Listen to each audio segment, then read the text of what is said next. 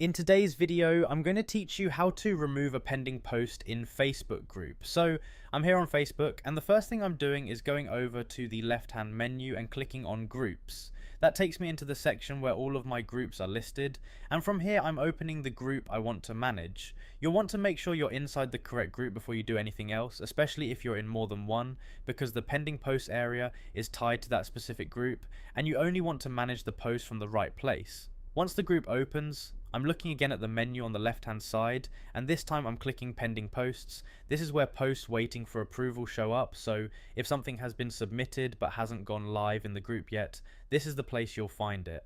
After that, I'm just scrolling through the list until I find the exact post I want to remove. You can take a second here and check that it's the right one, just so you don't decline the wrong post by accident. If there are a few posts waiting, just move through them slowly until the one you want is right in front of you. Now that I've found the post I want to get rid of, I'm selecting decline. That removes the pending post instead of approving it, so it won't be published to the group.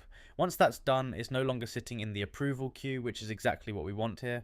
There's nothing extra you need to open after that, and you don't need to publish or edit anything first. You're simply removing that pending submission by declining it from the list. If you're following along on your own screen, the main part is just getting into the right group first and then heading straight to pending posts. Once you're there, it becomes really easy to manage anything waiting for approval. So if there's a post sitting there that you no longer want in the queue, just find it, click decline, and it's removed from the pending list right away. It's a very quick cleanup if you're moderating a group and want to keep the pending section organized.